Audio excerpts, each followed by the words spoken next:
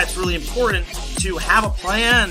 Have a plan and understand what your goals are. In fact, my camel out there is suffering right now with a broken back. So I actually found Pepe when it was only a couple of hours old, and I'm like, oh, this is a funny meme. Oh my god. Yo! Who is this degen? The old man is swing trading over years at a time. And it's like, that's where the real money is made. The answer is a permanent loss. With single-sided staking, you don't have to worry about impermanent loss. If you're aware, if you're disciplined, you can hone that into further financial growth. Financial freedom, to where you can actually live life and not have to be constantly living paycheck to paycheck. I mean, that's the ultimate goal, more or less, right?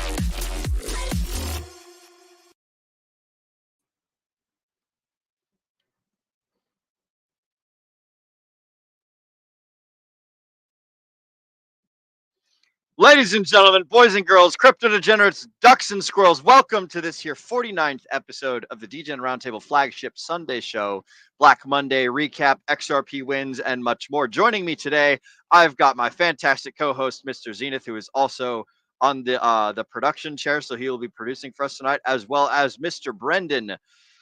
For what we're going to be covering tonight, we're going to be talking about FTX repayments in October. We're going to be talking about CZ potentially coming out of jail soon, the XRP case settling, a little bit of a follow-up on the Black Monday stuff that we had mentioned earlier on, I think, the Wednesday show, and then a little bit of an update with 0x Coast for on-ramping into Pulse Chain. So they've got some new announcements and stuff. Joining me tonight, my panelists, Mr. Zenith and Mr. Brendan. What are you guys up to? What's new and exciting with you, my friends? Good evening. Happy to be here with you guys. We got a lot going on. We got fallout from earlier this week that we are going to talk about, and we have a bunch of other news stories to cover as well. So this is going to be a bit of a dense episode. Plus, we have a bit of a surprise we're going to announce after we get through all of our introductions here. But other than that, passing it over to Brendan. How you doing, man? Good to see you.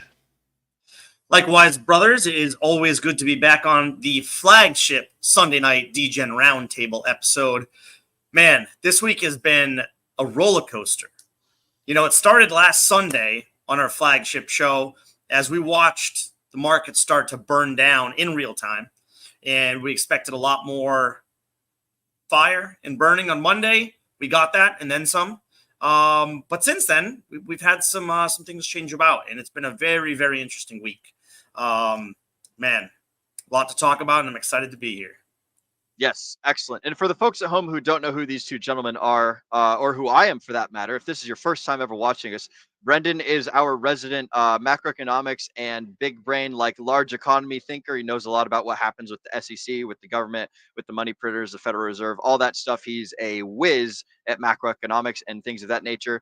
Zenith is a jack of all trades, master of none. He specializes a little bit in understanding some of the more legalese aspects and also big brain macroeconomic stuff. And does a little bit of TA on the side, a little producing, a little bit of everything. And I am just a peanut brain diamond hand guy. I host a lot of the shows and I travel around and I meet people. So I'm one of the networking guys for the DGen Roundtable. So again, I'm Will, this is Zenith, and that's Brendan, and we are the DGen Roundtable, and you guys are the best part of the show, the chat motherfucking shoutouts, which we are going to be rolling into right here in just one moment. So Mr. Producer, if you don't mind, let's go ahead and hop right on into it, starting off with our very own Mr. Kenturian54X saying, what's up, DGens? What is up, good sir?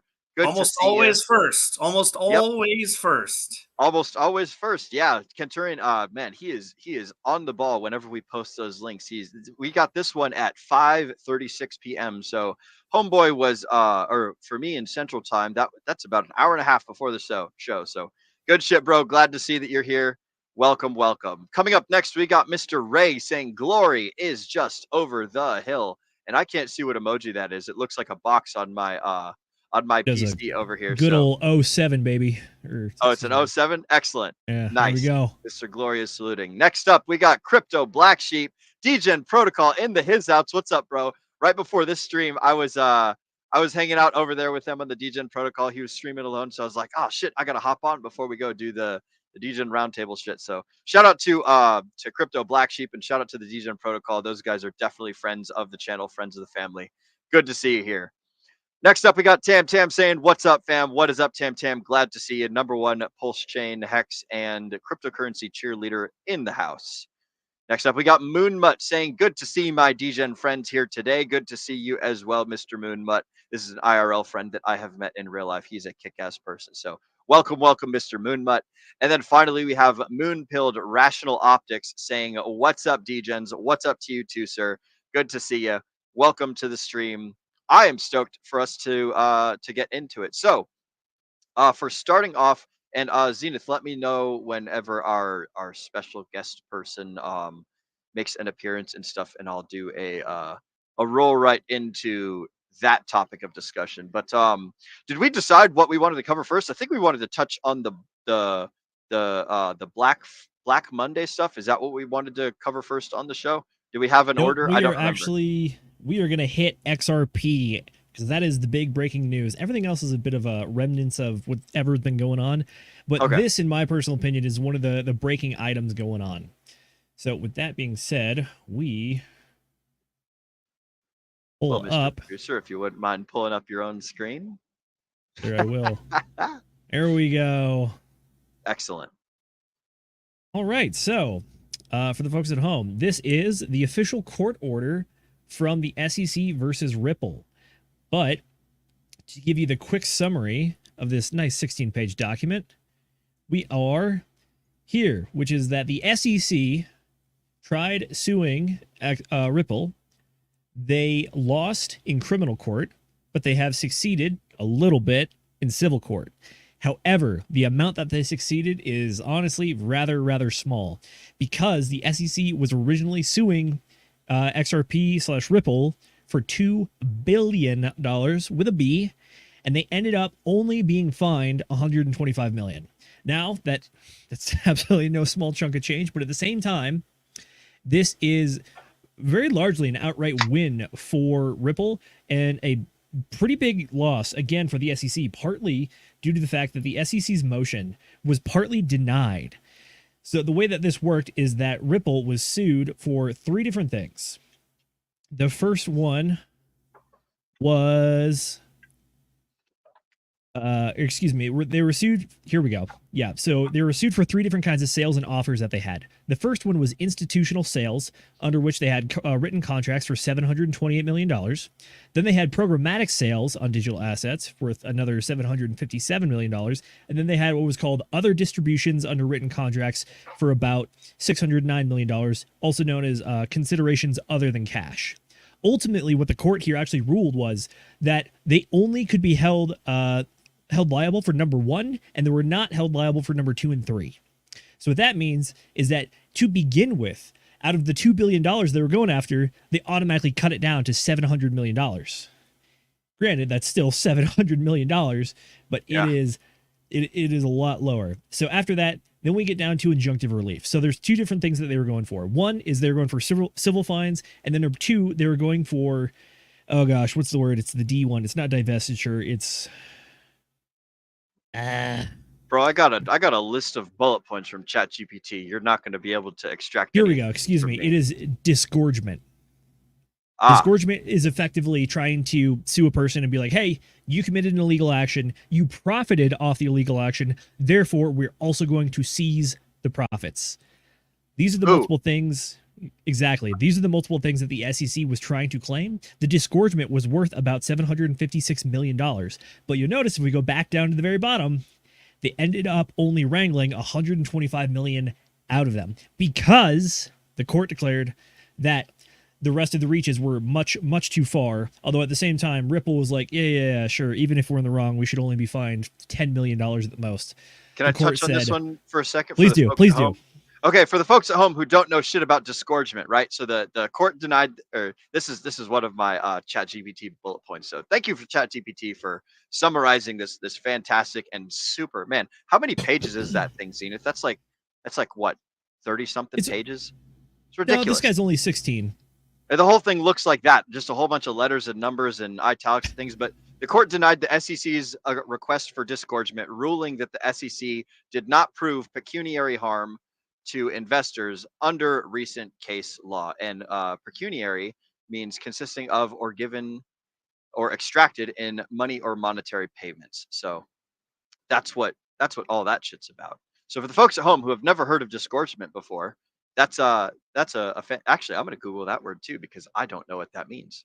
Disgorgement is the act of giving something up, usually profits that were obtained illegally or unethically. So the SEC basically said, hey, what these cats did here, it's all fair. Or not the SEC. The law said that the SEC can't go after Ripple for doing a whole bunch of shady shit. So there we go. For the folks at home who don't know what any of this shit means, I'm right alongside with you. That's why I'm Googling and chat GPTing these things. But carry on, Mr. Zenith. You got anything else with this article? As far as the article goes, no, because like you mentioned, it is a good bit of legalese. I will say, as far as legal documents goes, this one's actually pretty easy to read. It's not super long, and it pretty much summarizes a lot of the stuff that's previously alleged, and you don't need to go read everything before it to understand what they're saying here.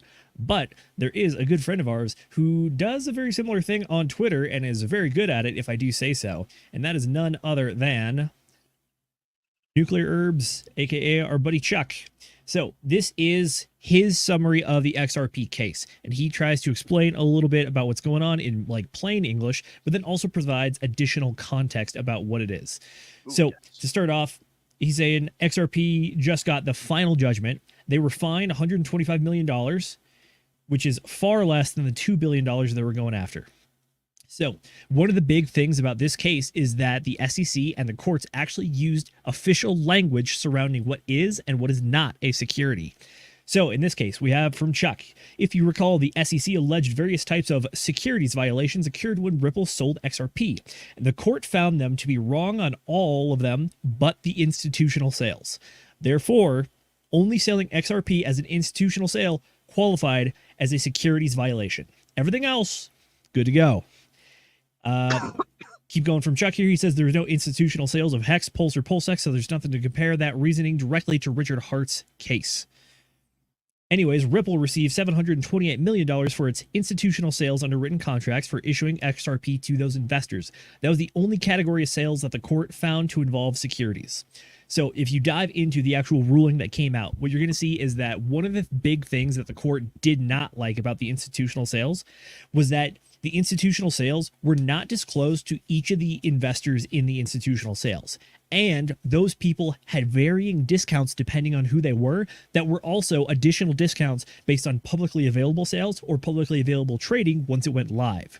So the reason that the court did not like those is because it was pretty much giving an unfair advantage to people to be able to get into the market way early, way under price, so that even if after launch the price goes down, they're still well in profits. That part of that case is actually redacted because they didn't publicly specify how much of the discount it was, partially not to piss off everyone else going around there.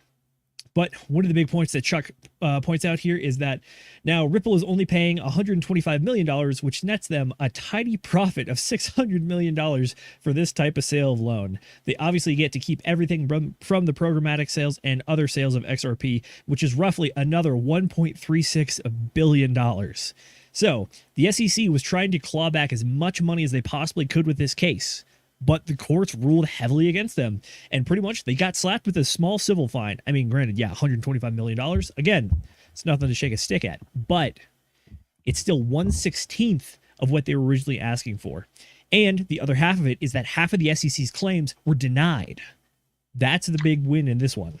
So I've got a question for you, Zenith. When the SEC says, "Hey, we're going to fine you for all this money that you made," and then they get less of that, if they do happen to get the money doesn't go back to the people that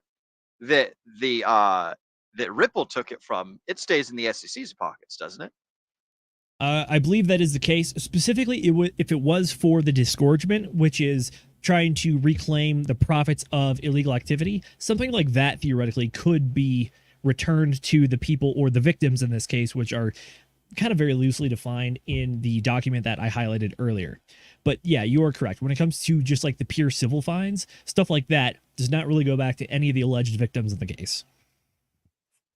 That's fucking fishy. That just sounds like money laundering to me. This is the government taking people's money with an extra step.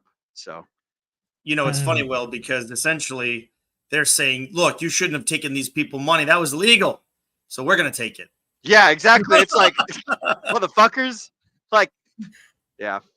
That's kind of what I figured. That's what I expect out of our good old USG. There's a few things I want to add. Zenith, do you have more to add from this tweet before I add a few things? Just close out real quick. The XRP and Ripple story at this point is pretty much closed. The book on that, like, this is the nice bow around all of it, and the book is closed, so to speak. What it does mean, though, is that this does set some precedent, or try to set some precedent for what could be coming up, which, by the way, is the Richard Hart case. And from the date of this tweet, which was 4 days ago, we have about 15 days from then, or 11 days from today, before we all get to see the briefing in Richard's case. So there is information on the Richard Hart case coming soon. That is all I got. Yes, it's exciting. A lot going on, but again, the SEC takes another big loss. Now it's interesting. If you listen to the Ripple CEO, he's like, "This is a huge win. This is a huge win for us. This is a huge win for crypto, and a huge loss again for the SEC." He's like, they wanted $2 billion, and the judge reduced that by 94%. So they paid 6% of what the SEC was originally asking for. Now, the SEC is saying, "Oh, this was a huge win for us. You know, Ripple only wanted to pay $10 million, and they're paying $125 million." I mean, the SEC is trying to save face a little bit. I will say the only thing, I mean, there is still possibility for appeal, right? You have some 60 days after the ruling for the SEC to appeal. So I want to say 100% that this is like locked tight, done and over with. And that could be one of the reasons why the price isn't just like jumping off the charts. There were some interesting words from the SEC after the case, essentially saying we still think Ripple is selling illegally. So I'm not saying that they're going to do anything. I don't think they will, because it's very clear to me that they're not going to get anything more than what they already have. Like you said, they lost on the 2 accounts. And those 2 accounts, by the way, are huge for crypto. Those are actually really big precedents for all crypto transactions deemed probably not to be securities. The institutional sales are essentially Ripple saying, "Hey, look, we have this great product. We want to sell it to you. Sign here, and look, you're going to make some money." So essentially, it does check out in a lot of ways, close to the Howey test, right? Hope for profit from somebody else's work. There's a lot of things. Now, you could argue if it's really meets all criteria for the Howey test, but nonetheless, it's only the institutional sales that they got banged on. Everything else, which is more true and normal to other crypto transactions, the SEC denied, just like they've denied in other cases as well. So we'll see. But I think that this bodes very well for Richard Hart. I never worried about the Richard Hart case to begin with. It feels like he built Hex so that it, didn't fit into the security laws. And Pulse Chain is just a fork of Ethereum. And we already know what Ethereum isn't a security. So it's very hard to say that Richard Hart, I have a hard time thinking that Richard Hart can lose in any of these places. Now, will the court case get thrown out? I hope so. It's rare for court cases to get thrown out when it's a government agency bringing them to the table. But the SEC has been killed in court so much recently, and judges are starting to not believe them. So we'll see where that goes. Now, a couple more things. Should I touch on this now or later about Ripple's price and price action and where it might be going and why it didn't pump more than people thought it expected to? We can touch on that now if you want. All right. So I just have a couple topics on that, and then you guys can jump into it as well. People are saying, "Hey, look, yes, XRP was one of the big winners, early this week when everything was burning to the ground." But I looked on Twitter. I looked in the comments section of a lot of different places where these articles were going on, and it seemed like XRP holders were expecting for a much larger pump than just, I think in the end it was 28 to 38%. You have that there? I can't see it, so it's too small. Yeah, so on the day of the candle, or the day of the news, the bottom to top of the candle was about a 30% gain. Yeah. If you go from then to today, it's dropped off some value, and it's only sitting at about a 13% gain since the beginning of that day. But at the same time, though, the Ripple chart is an interesting one because it largely chops sideways. It does. But, you know, one of the reasons for that, and this is the point that I want to get into, is Ripple. They own a lot of XRP, and they sell a lot of XRP. Do either of you guys know how much XRP they sold up through July this year? I do not. Please enlighten us. 1.87 billion XRP they sold on the open market up through July. That doesn't That's include not anything. dollars. That's tokens. That's tokens. That's in today's prices over 1.1 billion dollars. So 1.87 billion tokens they've sold, and they already said that they're going to sell another 200 million tokens in August. So that will bring their total of sold XRP. This is the Ripple Foundation. These are the people that are supposed to be helping you pump the price, are going to have sold over 2 billion of their tokens this year. Now, that's some pretty heavy pressure to the downward side, even if you have other whales and other believers trying to buy the price up. It's very hard. And we had other Ripple whales sell in July. That didn't help the price either. But yeah, it's crazy that the company that you're trusting so much, or the token. Now, look, there are some things that they have working on in the future that are supposed to revolutionize banking and could bring in a lot of sales. But they've been saying that for years, even before the SEC case. And look, I know people that are millionaires off Ripple that bought early, right? So, yeah, crypto black sheep. That's one of my points. It's like, you know, that's one of the reasons why I have never been a big fan of XRP. It's because the Ripple Foundation is the biggest seller in the market. What do you guys think about that? It makes complete sense. And for everybody that caught the Whiskey Wednesday that we did earlier in the week, we had we had Pulse Rate Vision on, and then we also had Fast Abdul, and we asked those guys what their experience with Ripple was. And one of the criticisms that we got from the panel was that Ripple is kind of notorious for dumping on people's heads, and there's a reason why people are not happy about it. And it seems like there's kind of a bit more and more. At the same time, like, yeah, is selling tokens that were previously locked to the public, releasing more of the supply? Yeah, sure. But at the same time, like, Brendan, you have a very good point there, which is that is a lot of sell pressure. It is. And yeah, sure, more people can buy it. I have a hard time with it, man. I have a hard time with it. So you can look at their vesting schedule, as Agent Jay said, to see when the unlocks happen. I don't know if you pulled up that token, that comment already. Yes. But it's public, right? Everything on the blockchain is public. Their vesting schedule is public. So if you want to go see how much unlocks each month, like I said, they've already said that they're going to sell 200 million this month. So let me just run through it. This is what it looks like from month to month. So in January, they sold 226 million over 3 days, all negative action, all resulting in negative price action. February, they sold 260 million XRP over 3 days. March, $240 million in XRP in 2 days. April and May, 200 million XRP each. And then June, it was 400 million. I believe it was 400 million in June, and then 300 million in July, and now 200 more million in August. So this is continual. This isn't just like, hey, once a quarter, once in a while. This has been consistently every single month, hundreds of millions getting sold. True. Hey, we got a comment here for you from our very own Agent Jay.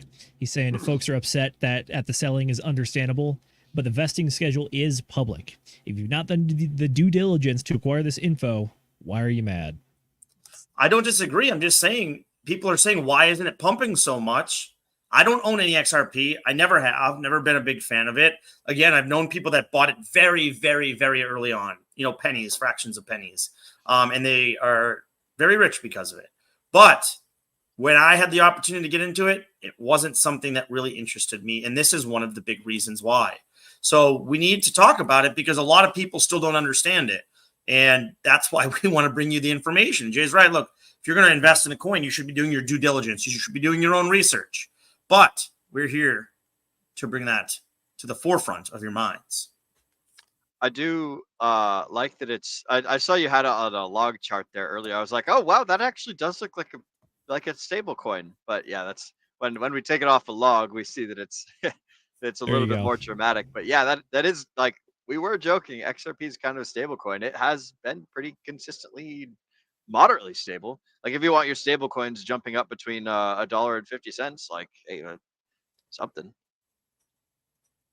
That's amusing. It's true, yeah. For reference over here, the circulating supply right now for Ripple is 56 billion tokens itself. The max supply is going to be about 100 billion. So there is more to come, but at the same time, it's a little over half. But yeah, like Jay said, I think, what is it, 47% is still yet to be released. So there's still a lot to come, but at the same time, the vesting schedule on this one is public. I will say, though, from the larger macro view of the market as a whole, XRP is a very old token, as we see here. In fact, I think it's one of the, I want to say it's one of the 10 oldest tokens that like is still surviving, but one of the 10 oldest tokens just in like cryptocurrency history because it got released back in 2013. So this token has legitimately been around for like 4 full cycles at this point. It's coming up on its third full cycle. Excuse me, I misspoke there. Because 2013 to 2017, 17 to 21, and now 21 to 25, assuming that the Bitcoin 4-year cycle holds. So this is a long runner, and the fact that it still is only just over half of the tokens released into the supply, it's kind of wild a little bit. Yeah, I'm wondering if I'm trying to. Do you have it on there what their vesting schedule is? I haven't looked at it recently, but they still sell more than what is unlocked. Anyway, I'll find it. True. But the other point from the macro perspective I want to bring up is we are currently in the good old ETF cycle, which means people are going to be looking for tokens to release into the ETFs. I think Ripple is a decent candidate for an ETF just due to the fact that it's had such public legal wins in court, and it also has a pretty good track record of just existing over the long term. So it's not something that's like not understood or a pump and dump or something that's only a flash in the pan. Like clearly people have been building this for a long time. And I think that is something that institutions might find attractive and might be willing to take a shot on. Yeah, it's fair. I mean, look, we've already had our 30 ETF filed, right? Spot ETF with Solana. I think that if institutions want to start creating a fund of cryptocurrencies, they're going to need more. And we'll see where that goes. I could see Cardano. I could see XRP. I could see Solana. A lot of these ones that are consistently in the top 10 that aren't considered meme coins. Look, I could see a case for those or some institutions wanting ETFs for those coins. We'll see. True. All right, to transition back a little bit towards the original topic, one of the reasons that I think this legal ruling matters and is especially important to especially like us and the community right now when it comes to the Polskins is that we do have the RH stuff looming on the horizon. So like Black Sheep is talking about here, there's a lot of speculation that this ruling for Ripple is just one more win in the pile or one more thing that's going to lean towards or tip the scales towards Richard Hart winning. So Black Sheep saying he can't wait for Richard Hart to walk in there and wipe his ass with the SEC. The way it's going right now, the SEC is not doing too well. The Ripple stuff is one more case that really lowers their win percentage in court. And I've also seen multiple things in this current year that really point towards the SEC is no longer the juggernaut that it used to be. One was the debt box case that went so poorly. They shut down an entire office in the Salt Lake City area, and then they also had to fire one of the regional directors over there.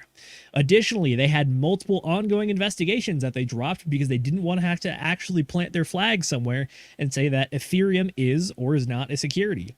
So they've taken massive public losses, they've been shown to be bad actors, and they're actually backing down from their own investigations. I'm not saying that they are going to back down from this one necessarily, but at the same time, it's showing that it's showing weakness, and it's showing that there's room for people to win and to be right, and that the courts are willing and open to hear it and to rule with them. What do you guys think about that? There was there was who's that? There's a guy recently who's suing the SEC, and he made a song about it, and that's what I was thinking of when you mentioned Ethereum being a security or not. Because I remember about a year ago he wrote a song saying is ETH a security, and that was popping around the cryptosphere. But this guy's been writing like a song a day for the last 16 years or something, and I remember that from like a year ago, that he was mocking Gary Gensler, and now he's actually like suing the SEC over I think it's NFT stuff or something along those lines. But yeah, Look. it is interesting how they closed the bar. I like that they closed it over in Utah. Fucking based Utah, staying based over there. I love it. What do you got, Brendan? Look, when the SEC started taking this information, started this lawsuit with Richard Hart, I don't think they ever wanted Ethereum to be an ETF. I'm not even sure at that moment they wanted Bitcoin to be an ETF. In fact, the courts had to fight to say, look, what are you doing? This has to be an ETF. So I don't know what their thought process is, but if literally they have come out and said Ethereum is not a security, and now they're suing a platform, not even a person, actually they're suing the platform as well. That's just a hard fork of Ethereum. It is so bullish for Richard Hart.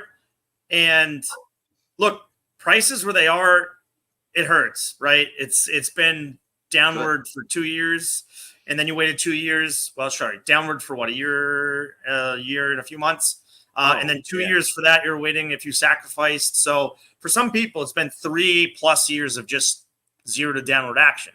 And so look, I get that it's difficult, but if you have been in the game as long as we have, you have a plan. And for us, it was always, bull market. Bull market isn't going to end until next year. In theory, some people say 2026. We don't know. Not financial advice. But if Richard Hart can win this case this year, even if it's October, or we start to get some rumblings that he's going to win the case. Remember when XRP started to get good news coming out? If you look back at their charts, you'll see some really big run-ups. Granted, came back down. But even during the court case, when good news came out, that ecosystem would start to pump. So we can see that with Pulse Chain, with Hex, and the liquidity in a lot of these coins are really, really low, and the prices are really, really low. Every time we've had a little bit of a pump, we've had a lot of sell pressure. What's that mean? The people that actually want to be there, that actually believe in it, aren't selling. Yep. So it's people that are only going to create sell pressure on the way up. So the more people that can get out of the market that are going to be that sort of sell pressure on the way up leaves a smoother course for huge opportunities for pumps, especially if ETH pumps, if some of the money is rotated from the SAC wallet back into Pulse Chain or all of it. But strictly speaking, for Richard Hart's court case, this is ultra bullish. If XRP, outside of the institutional sales, isn't a security, I'm sorry, Hex, Pulse Chain, PulseX, Inc., whatever else, Richard Hart himself, he's not a security. None of these things are securities compared to any of the other cryptos that they've lost in court to recently. So, look, I still think there's a chance that they just toss this out. We'll see. It's hard because it's like, how can you continue with this if Ethereum's not a security and you're suing the hard fork of Ethereum? So could they throw out part of it? I don't know. I don't know legal precedent. Zenith, you'd have to say that. I think they have to throw out the whole thing. But it's just hard for me to even see the SEC continuing with this case. I don't think it's impossible that the SEC continues with the case. It's they just will. a question. I don't know why. It seems that they've gone this far, so they might as well keep going. Because once the things are kind of entered into court, it's very hard to pull it back. They backed down from investigations, but as far as I know, they have not just like vacated any just straight up allegations that they've made. So, by the way, folks, this is the Richard Schuler, aka Richard Hart, motion to dismiss that Richard posted on his Twitter. This is the actual document, but I just wanted to highlight a few things here, which is the actual arguments that Richard Hart makes in his case as opposed to the XRP one. So with the XRP case, shoot, where did it go? Here we go. So we get down to this. These are the three things that the SEC was trying to go after XRP for. One was institutional sales. Two was programmatic sales on digital asset exchanges, aka centralized exchanges. And then the other one is other distributions under written contracts for which it recorded $609 million, aka considerations other than cash. This theoretically could be the decentralized exchanges. Yep. So remember, Or Sachs. Exactly. The only number one was taken up by the court and actually affirmed, which is that institutional sales were deemed illegal security sales.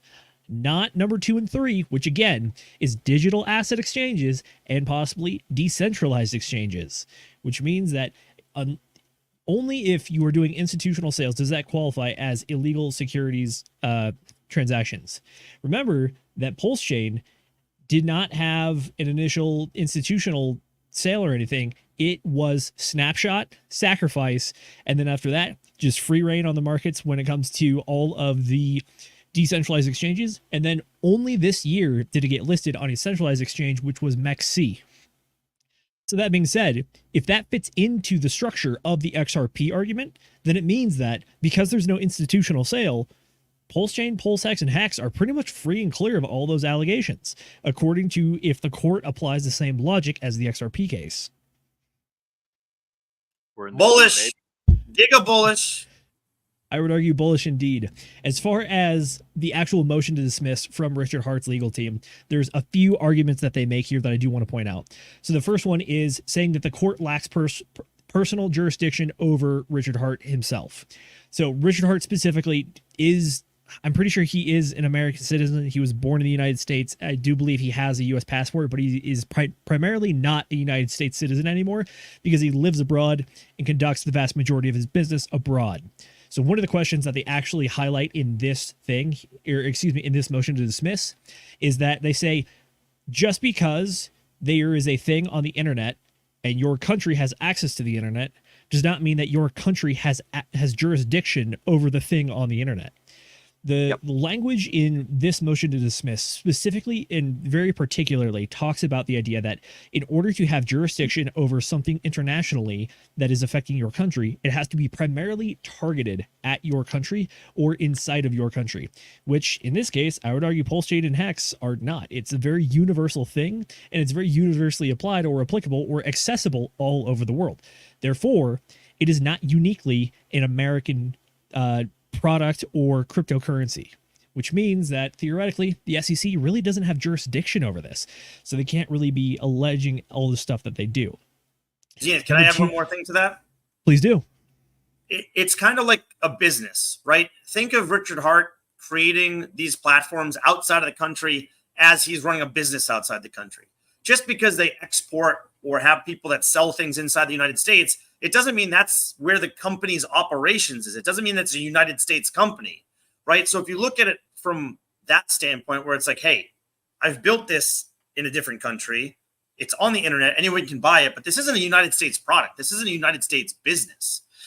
So you don't have jurisdiction over it. So look, I get that it's decentralized finance, so it's not a business. I'm just using an analogy that, hey, if it's a business that was built in Europe, the United States doesn't have jurisdiction over that business, right? Just over the sales that are here. And we know already that Ethereum is not security. We already know that, as you mentioned, anything outside the institutional sales with XRP is not a security.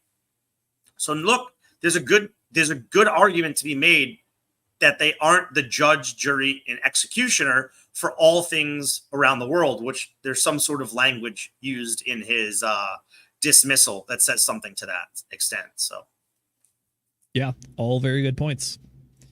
Alrighty, back onto the other arguments in the motion to dismiss. Number 2 is the SEC has failed to plausibly plead the existence of a domestic purchase, sale, or offer of securities. This is where they try to take a similar attack line as the XRP case itself. So specifically, failure to allege a domestic purchase or sale of securities in connection with anti-fraud claims, failure to allege domestic sale in connection with Section 5 claims, and then the SEC claims it should be dismissed because the transaction and the legends are predominantly foreign. Again, this also tries to tackle that jurisdiction argument too. One of the reasons that Hart or one of the big issues with the debt box case itself is that the SEC fraudulently alleged that transactions they were trying to stop were primarily foreign transactions, but in reality, they were transactions amongst American citizens. And that is one of the big things that got them in trouble. So it's trying to claim foreign transactions as domestic transactions, which was not the case in the debt box case. And largely, it appears that it's not the case in the Richard Hart case either. But when it comes to the failure of Zenith offers of, yeah, go for it. It helps that the OA wallets and the other wallets aren't large whale wallets aren't United States, right? If you're talking about Richard Hart wallets, he's not in the United States. So most transactions aren't going to be here. Correct. Agreed. And then I do think that this argument does fit very well with argument number 3, which is along the same lines for securities or illegal offers of security or securities fraud. And again, it's very similar things. It's the complaint alleges no deceptive act or fraudulent scheme. It fails to state a claim for fraudulent omission. And this is an interesting one, is because now if you're talking about securities fraud, this is an intent crime, which means you have to be able to prove intent, which is very hard to do in the court of law. Again, this is not a criminal proceeding. This is more of a civil proceeding or arguably an administrative proceeding under the Administrative Procedures Act, which also covers the Securities Exchange Commission and all the stuff they do there. So because we're seeing that, this is one of those arguments that is going to be very, very difficult to prove because intent itself is a very hard thing to do. Again, keep in mind that in civil court, the burden of evidence is not beyond a reasonable doubt, but it's preponderance of the evidence. Thank you, Will. Yeah. I was about to ask you for that, but you beat me to it. Perfect. Gotcha, yeah. Dog. What preponderance of the evidence means is more likely than not, aka there's a 51% chance you did it. So that is why people try to typically go for damages in civil court as opposed to criminal, because civil, the bar or the burden of expectations or proof is lower. Alrighty, and then last 2 arguments we got here. We have number 4, the complaint does not adequately allege that any parties entered into an investment contract. Investment contract is very specific language because if you remember from all the times we talk about the Howey test, that is part of that Howey test, which is that the investment contract is a thing where you do have that expectation of profits from other people. And if anybody's seen all the Richard Hart streams or seen any of the material around this stuff going on with Pulse Chain, Pulse X, Hex, eHex, pHex, whatever, it is all very clearly and very often stated that you are sacrificing tokens with no expectation of gains. Yep. It said, look, Yep. I sacrificed. It said it like in the biggest, boldest letters it possibly could. You were sacrificing, not expecting to get anything in return. Not just gains. Like, we're not even promising you any tokens, but we are promising you tokens because, there's a schedule of what you're going to get for sacrifice. However, no expectations of profit. Very, very, very clear. I like that you're on page 3 of 369. There you go. And then finally, the last argument that Richard Hart's legal team makes is that the complaint unconstitutionally infringes on the First Amendment rights of Mr. Hart and thousands of Hex, Pulse Chain, and PulseX participants. This is the argument that Richard Hart makes when he's saying that code is speech and blockchain data is speech. It's the idea that this is pretty much just putting data out into the ether or out publicly. So in order to try to shut down this specific data or program or cryptocurrency on a blockchain is to infringe on a First Amendment right. Can we pull up Hex Glenn's comment that he just put in real quick? Sacrifice my animal. I want it back. Look, if we get a lot of green candles, you'll be able to buy back a few animals. Maybe not the one you had, but hey, there you go. Maybe 4-legged and 2-legged. A better one. You can get an upgraded animal. True. Sacrifice the camels. So to put a bit of a bow on this segment, comparing the XRP case to the Richard Hart case, the places where the cases are similar is in specifically around the definition of securities, securities offerings, and securities fraud. Because here we have offer of securities, which we covered in the XRP case. Only the institutional sales were considered illegal securities offerings. Securities fraud. And Zenith, just for the people, Hex and Pulse Chain didn't have any institutional sales, correct? They did not. The only one of the things that this, if you break down, if you actually go through and read this, which by the way, I recommend people do, it is 69 pages, but at the same time, you don't have to necessarily go through every single line, like, and read all the references attached to it. But to understand, you can also do that too. What they say in this one is that what Hex is just a program that exists on a blockchain and people can choose or not choose to interact with it. That is entirely upon their own volition. And if they want to go a step further and they want to purchase some of the assets involved with that program through a decentralized exchange, that is the other way to do it. Outside of that, there is no institutional sale here. There was no first round or seed round of investors or venture capitalists. It purely was the launch and then all of the staking and then the fork over to Pulse Chain. Those are the two. Those are really, that's all of the ways you could have gotten Hex up to this point. Man, I never expected to be able to own as many coins as I currently own. yes, same. Exactly. Exactly. We have been blessed. And I don't want to tell you how much ink that I have farmed over the past 6 I imagine months. it's a good amount. But it's anyways, we're gonna keep. I'm gonna finish this up real quick. So the similarities was XRP with offer of securities. Again, institutional sales, no institutional sales here.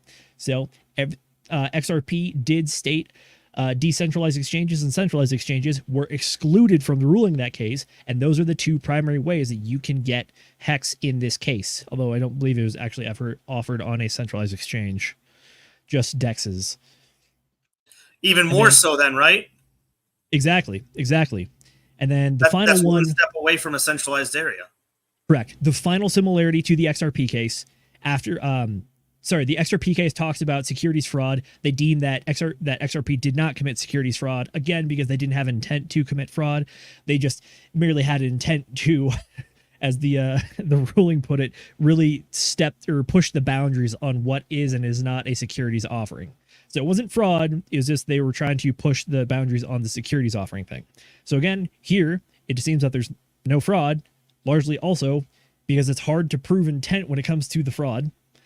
And then lastly, we have the final similarity is that the complaint does not actually allege that their parties entered into an investment contract, aka part of being a security is that there is an expectation of work of others through some sort of common enterprise that can also be construed to be the investment contract. Again, that one wasn't really alleged in the XRP case. What the XRP case was talking about more was the advantageous offerings of the actual security itself. But again, it's saying that the the institutional sales, so many words with I's, the institutional sales was the illegal securities offering. Everything else, not an illegal securities offering and not even a security allegedly, which means that this last and final point really shows that all the things offered here are really not securities. Now, the two lines of argument where they do differ from XRP, and these are actually like very unique to the Richard Hart case specifically, is number one, the jurisdictional question. In my personal opinion, this is possibly I think it's a better argument than the First Amendment argument. I think the First Amendment argument is very important, but I think that courts are more than likely going to try not to touch that one, especially lower level courts. But when it comes to the jurisdiction one, this is something that can very easily also be adjudicated, which is that if you just start off and say that the SEC does not have jurisdiction over this, they don't have to answer any of the other questions because they can just use that as the excuse to either dismiss it or rule against it. What that does is it means that they don't have to actually plant their flag in the sand on any of the other issues. They can just kind of like hand wave it away and be like, oh yeah, no, there was other stuff. So theoretically, the SEC would be able to still try and sue other people for the very same things that they sue Richard Hart for if it does get dismissed on jurisdiction. Does that make sense? Makes perfect sense. Again, I don't think there's a good chance of it getting thrown out. But look, with as many losses as the SEC has taken recently, I do think there's still a chance, even if it's a small chance, that this could get dismissed. That doesn't also mean that the SEC can't bring other charges against him again, right? The other thing that makes this different than XRP is they never sued XRP. They also have Pulse, Hex as defendants. I don't know how an animate object, too many I words, can be sued, right? That just doesn't even make sense. I don't even know why they would go down that. Well, I think because they're saying Hex and Pulse Chain are his alter egos. So that is one of the allegations that they make, and the Richard Hart motion to dismiss does talk about this, and they allude it to trying to sue a sidewalk. Yeah. It doesn't make sense. It doesn't hold any weight. So look, there's a lot of weird things that the SEC has done in this case against Tale Hart. of events. Yeah, I think it's very weird. And that's one of the reasons why I could see a dismissal, because it's like they're kind of really overstepping in a lot of areas that just doesn't even make sense, or that you can't even take them seriously, like suing a blockchain, suing a contract, a smart contract, whatever you want to call it. So it's interesting to me. And as Zenith said, him living in the United States, most transactions not being done in the United States, they really shouldn't have jurisdiction over that. Correct. The reason that I bring up the two differentiations between the XRP case is that if you want to tackle it from more like a metagame or a strategic perspective, if you are the SEC, you're interested in enacting your plan, your agenda, your goals, whatever you want to call it. You want to have the ability to keep operating how you want. When you get negative rulings against you in court, it theoretically starts to curtail your ability to do things, and it also curtails your jurisdiction or your authority. So if the courts start ruling against you, what they're going to do is they're going to start effectively putting up more guardrails or examples of how not to do your job. What the SEC kind of likes doing is, especially with Gary Gensler, who's trying to rule through lawsuits, is that the more lawsuits you lose is the more points against you, actually, which they're kind of taking away your own tools. So when it comes to the jurisdiction argument, I think that is one of the ways that it's easy to kind of, for the government to preserve the government's own power through the SEC, is to just be like, yeah, you just don't have jurisdiction over this one, as per some other cases that clearly state, like, just because it's on the internet doesn't mean it's an American issue. Yep. The First Amendment argument, I think, is possibly a little worse, because if you can start making the argument and actually get it on paper that blockchain technology and the data on blockchain technologies is a First Amendment protected activity, that also strikes very heavily against the SEC, because again, they're trying to go after a lot of these cryptocurrency technologies and Web3 technologies as unregistered securities. But if the thing is First Amendment protected activity, then you really, really are cut back on what you can do about it. So I think jurisdiction is the way to go after it. I think the First Amendment speech would be devastating. And I think between those two is all the other ones, with them having to publicly state what is and is not a security, because again, it plants the flag and allows other cryptocurrencies to reference this case now about what is and is not a security. All right. I think we're yapping from me. I am trying to find a picture of a dead horse that I can pull up, and there's nothing quite suitable. There you go. All right. Just wanted to bring that up. I know we're probably going to talk about more legal stuff as we get the information. Can I say? Remember? Yeah, go for it. No, I was going to say one more thing about XRP. You know, even though XRP unlocks X amount of tokens per month, like 1 billion or whatever, Ripple doesn't have to sell those. They choose to sell those, right? So they relock a lot of those tokens back up. So just because there's an unlocking period doesn't mean that they have to sell them. But they're like, oh no, we have to sell them. I don't know why they need, we have to be able to, do marketing and pay people. So, but it's a lot of money. And so I just want to let people understand this. So, just because some tokens become unlocked doesn't mean Ripple has to sell them. They just choose to dump on your head. That's all. True. Bunch of bastards, a lot of them. Like in June, right? I think they sold 300 million. They relocked up 800 million tokens. So they unlocked a little over 1 billion. They sold 300 million of those. Alrighty, tell you what, Will, we are coming up on 1 hour of our stream, aka the halfway point. So if you don't mind, Hey, ladies check in and with the folks gentlemen, at home. boys and girls, crypto degenerates, ducks and squirrels. It's time for double chat shoutouts. I've figured out how to put it up as my background. So, chat shoutouts time. Let's go ahead and say hello to the folks at home, starting with Hex Glenn with a little star. The word of the day, Mr. Hex Glenn, is that XRP is pretty good, and Richard Hart's looking pretty bullish in the long term, anyways. At least regarding legalities and SECs and things. So that's the word of the day. Next up, we got Mr. Agent J of our very own DGen Roundtable saying, "Evening, gang. Evening to you, to Mr. Agent J." After that, we've got Coach X from the Power of the Grays Currency, the PTGC guys, putting up his little aliens. Welcome, welcome, Coach. Good to see you here, bro. Next up, we got Chad Donner Schwanz.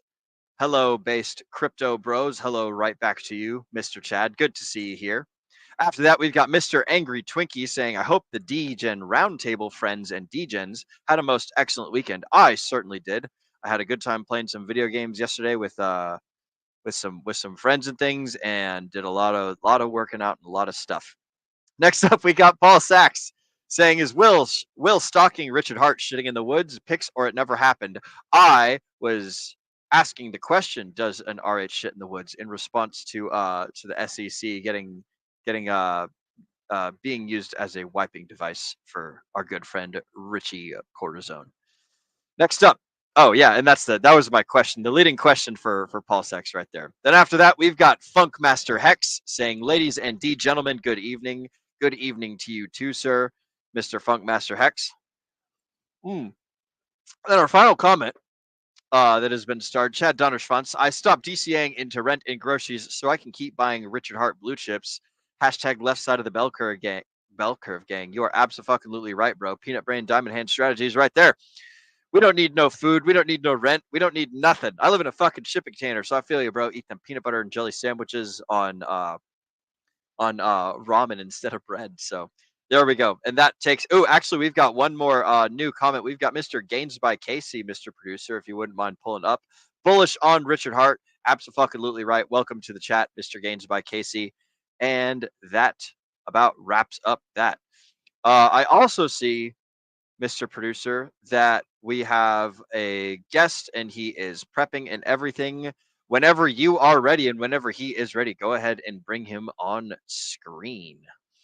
Will do. Ladies and gentlemen, we have a very special guest joining us this evening. It is none other than Axis Alive. Yo. What's going on, brother? What's going on, gentlemen? Hey, how's for the everybody folks at doing? home, real quick, Axis, for the folks at home who have never seen you before, I think they're lying, and two, I think they ought to go check out your streams. Who are you, and what do you do in the cryptocurrency space, real quick? Oh gosh. Well, I started with Bitcoin and Ethereum mining in 2017. Built out a data center, sold the top and on the Bitcoin top in May of 2021. Got rid of the mining facility and went all in on DeFi. Hell yeah, bro. Now I do TA, chain analysis. I teach a group of people through Telegram how to use the blockchain to get ahead in the world and beat currency debasement and inflation. So we're trying to use every trick in the book to get ahead of it and be good stewards of the chain and try to grow everybody's bag. So it's fun, dude. It's fun. And there's been so many lessons that have been learned along the way. Oh, I also founded a coin that went up billions of % against Pulse Chain, but people still seem to hate me for it. So, but it's fun though. I love like I love the support that I have gotten over the years and from people that I didn't even know existed. And, hats off to you guys. I stand on the shoulders of titans. And so I appreciate all you guys who've been supporting me for all this time. Yeah, Axis mooned yesterday. So that did happen. I liked that. I did like that. That was nice. Excellente. Well, welcome to the stream, broski. What are your thoughts on the most recent events regarding the SEC and the Richard Hart case and some of the stuff we've been covering so far on the stream? Mm-hmm. Well, so with Richard Hart in that case, and then with XRP in that case, I think XRP did or I should say Ripple, the company, did all the hard work. They lifted all the heavy shovels and they spent all the money and capital because they were the first ones to really get slammed with a lawsuit, a major lawsuit, because they've kind of put the SEC on their back heels. Like, I think it really sets up nicely for going into this next the next event, right? And they've been in so many battles, and it seems like they keep losing. So I think Richard's got a much stronger case. I don't really well, I mean, let's be honest, there's no case really. And you can't sue code. Yep. You could maybe try an angle on like that he did an unregistered offering, but I mean the language was all clear from the beginning that that's not what was going on. So you can't, like, that's the thing, is like I just don't see a way that it doesn't end up in our favor, I guess. Mhm. The worst thing that can happen is he gets slapped with a fine and we go on life as normal. But you know, I don't know what the hell people are waiting for. Where it seems like prices are down, and like I think it's going to become really apparent once more and more banks are going down on the reg, and there's bank runs going on, and everything's like going through world chaos, and there's still pulse chain just ticking along. And you know, me and Coach X are sitting there trading peer to peer for each other's goods and services. We won't need the banking system where we're headed. So yeah, I think that's kind of the angle that I like to look at is, you know, we don't know what do we not know about what Richard's devs are working on. You think Richard's devs are just sitting there chilling every day?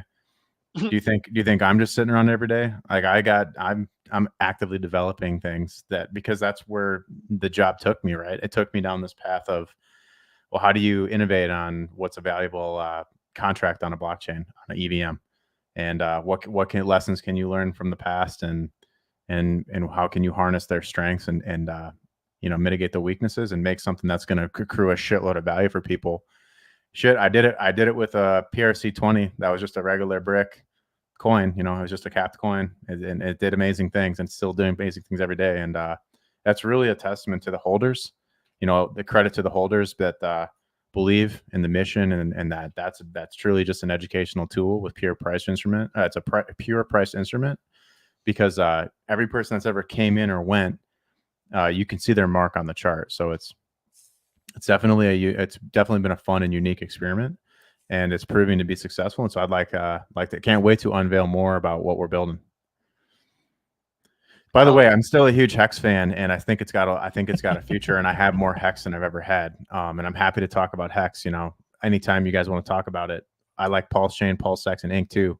I really like all the RH coins a lot, and I want more of all of them all the time. And you should too, knowing where this is all going. And whoever thought we could continue to buy this low for this long, right? So when people talk about generational buy opportunities, and look, we don't talk about financial advice here. We're not lawyers. This is all just our opinions, having some fun. But to me, it's crazy. I never expect to be able to pack my bags as much as I have. And people that haven't had a chance to pack their bags, you still got a little time, maybe. Yeah, it seems like a lot is pivoting and hinging on that late October date, almost like a fate or destiny for us. But it does seem like we're going to have a little more time. And, you know, part of that comes on the back of a weak ETH BTC ratio too, I think, because we are leveraged on Ethereum by nature. And ETH has just been underperforming most of the market in terms of like upside price performance this cycle. I would say it has been performing super well in form of stability. It never went a second low as Bitcoin did on its second low in the bear, and it just didn't go quite as high either. So it seems like ETH is more stable and so liquid and on chain too. So that's a beast of its own. And I think a lot of the gains that you're not seeing in the price is actually reflective in the protocols and application layer, like Aave, Maker, Spark, Morpho, Blue. These things are producing tons of wealth that you're not seeing on the chart, the same way that Hex staking did when DeFi launched, right? So the DeFi space is evolving a lot, and it's going to make changes to the price chart and how it performs too. And I think that's kind of reflective in the ETH price performance. But that doesn't mean that we won't get a massive run up eventually. I just think it's a matter of time, and it's hard predicting it right now because you know, a lot of this is hinging on Bitcoin performance, as you guys know. And it's like, because there's like 3 or 4 different outcomes, potential outcomes for Bitcoin, it's really hard to say, what ETH's going to do, because you have to give ETH probably 2 potential outcomes for each of the 4 outcomes for Bitcoin. So it's like TA at this is the most indecisive moment in this cycle so far in terms of what's going to happen. I think everybody's kind of unsure, but I could totally see lower levels on Bitcoin before higher. And at the same time, if it does go a little bit higher, it's probably going to get like level locked at like below 100K because of that strong psychological resistance. I don't think there's any reason to, or there's no reason to mark up the price past 100K right away. If you're a smart market maker, you want to just like slowly grind up there and just liquidate the shorts, liquidate the longs, liquidate the shorts, liquidate the longs, and spend the next 18 months just wrecking people in both directions on the way to 100K. And I just think it's going to be a big change and a big movement away from the 4-year cycle. I think that's basically out the window now at this point, and maybe has been for quite a while, and people just don't realize it yet. That's something that Zenith and I were talking about on a call earlier today, but kind of prepping for this is just this potential that, with this ETF era of cryptocurrency, and all this amount of bid on the books and liquidity that we've never unprecedented, and coming into like a global liquidity cycle, as you'll see floating around on X, it really does set up nicely for just a straight up into the right 45-degree line for that just defies all odds. You're no longer will you see these parabolic advances because of the efficiencies of the market and the infrastructure is built, and there's not so much friction to get in and out of crypto. And the regulation has gotten more clear. So there's all these things that are stacking to really give us a different kind of price chart now. And that up into the right price, that 45-degree, I mean, it might not be a blow off top. It might just be like a slow grind that just kind of is relentless in its pursuit to push adoption of Bitcoin and adoption of crypto more than anything else. So yeah, definitely a lot of things to think about right now in the crypto space. I think it's really going to start to heat up here in the next year. Yeah, I think you had a really good point there, though, when you're talking about Ethereum compared to Bitcoin, because right now we do have the indecision, but for all the possible outcomes for Bitcoin, you also have to consider all the possible outcomes for each layer beyond that, whether it's Ethereum, other L1s, altcoins, like even like NFT projects, as you start getting towards that like real tail end of a market. Even if we still have that 4-year cycle, it's like the ever expanding tree of possibilities, because I know the working theory that we've had over here, at least, is that Bitcoin leads the market and really sets the market forces. And then everything else is really just, it's in the same direction, but the magnitude is different based on its own factors.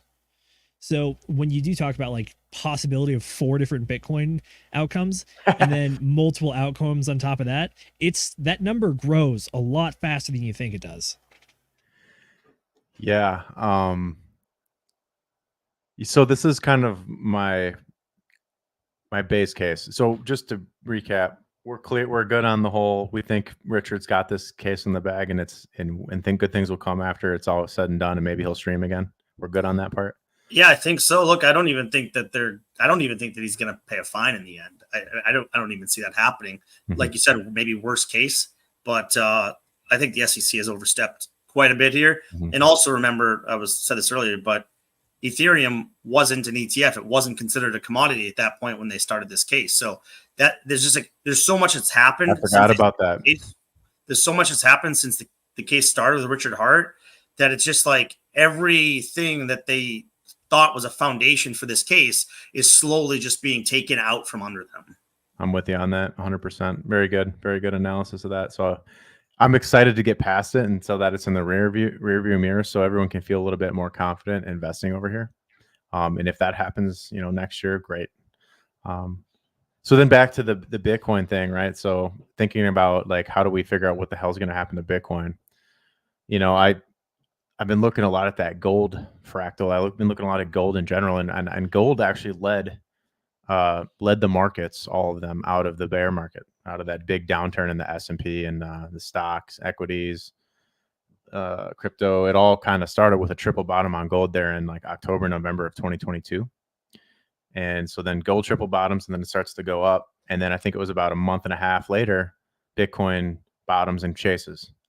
And so, in this example, gold is the leader, and it's under the narrative of store value, safe haven assets, time to deploy cash into something even more secure, and that's gold. And because the inflation and the money printing was so bad over the 2-3 years prior. And so like I think a lot of the big money, and what I mean is like governments and huge organizations kind of capitulated and put a lot of money into gold in the beginning, set the floor, started ditching US denominated debt, started collecting more gold reserves, and that started it. And then and now retail's coming in behind and finishing it really. If you looked at the cup and handle on that, it looked like it was going to go from the $1,700 low all the way up to $3,000 an ounce for gold. And so we're at like 2,500 now. So it's still ahead.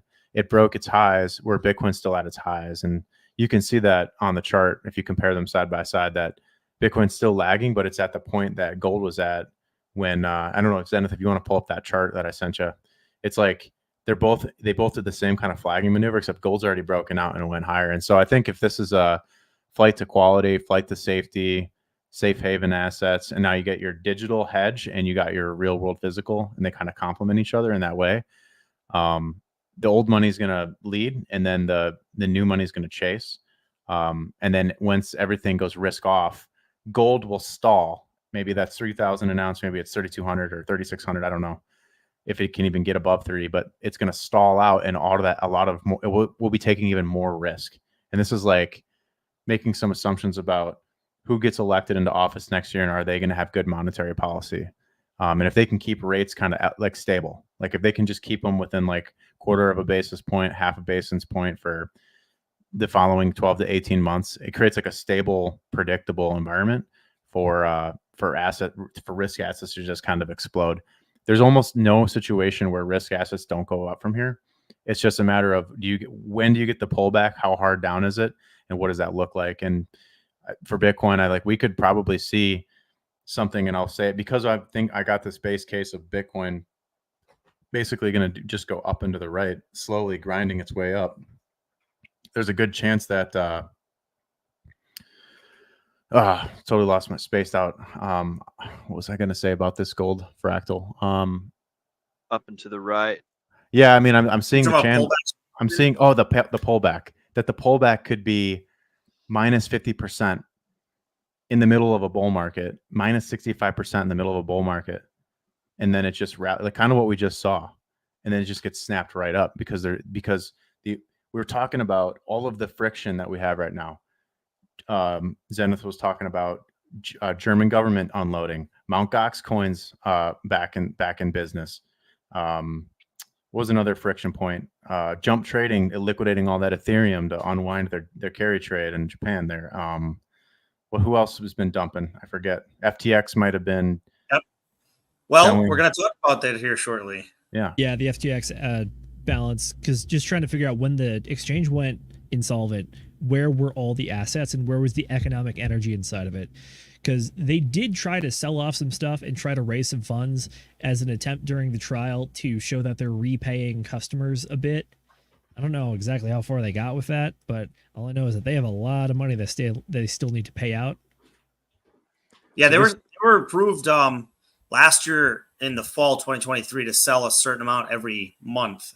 I don't remember what that amount was, but it seems like they've sold a lot of their assets. It's not just crypto assets too, right? Like they had shares in AI companies that was worth $1 billion. That doesn't affect the crypto market, right? Not everything that they held on their balance sheet was crypto.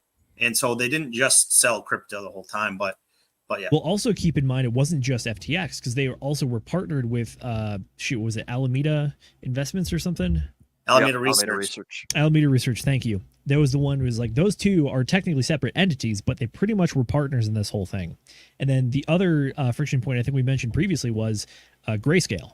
Grayscale has been selling off massively when it comes to both Bitcoin and Ethereum. So that is another one of those instances where you see a lot of Bitcoin and Ethereum re-entering the market and being sold at a profit by the people that have been investing in these, what are now ETFs, but were previously pretty much just like pre-ETFs for almost like 4 years at this point, I want to say.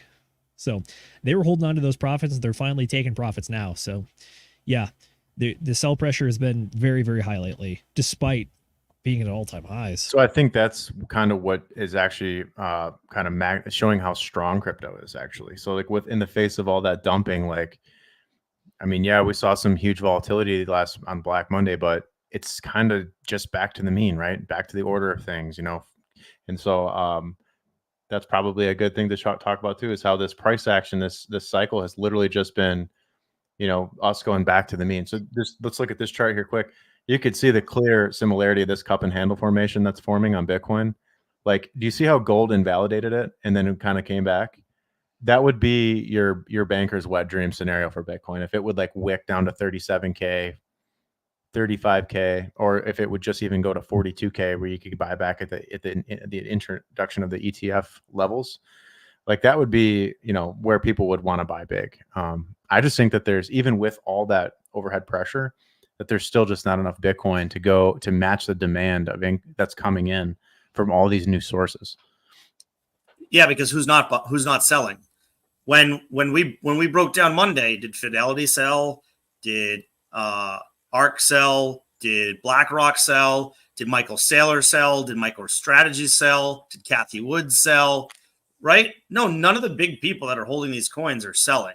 And I don't think they're planning to sell anytime soon. We know MicroStrategy isn't. We know Michael Saylor isn't. In fact, he's going to buy more here in the near future. So there's a lot of people. To 49 million, right? So of course he's going to be buying more. Sorry, Brendan. No, there's just a lot of institutions and a lot of big players that are buying up when we see these dips. Fidelity's bought the dip. We've seen that. BlackRock's bought the dip. MicroStrategy doesn't care about dips. They just want to buy them whenever they have the funds to do so. So it's a different market than we've seen in the past. Yep. I remember, like, story time. I remember when MicroStrategy was buying, and they hadn't gone public with that yet, and they were still being secret about it, because what happened was Bitcoin was trading below 10K, and it like started to really find hard support around 9,200. And then it broke out, and then you had DeFi summer, went to 12,500, and then it came all the way back down and smacked down on 10.5K. And I mean, for over like 2 or 3 weeks, it was just a repeated attempt after repeated attempt to smash Bitcoin down through 10K. And there was like this indestructible bid there that would just like, boom, boom. It was like a freaking beach ball underwater. You just could not get.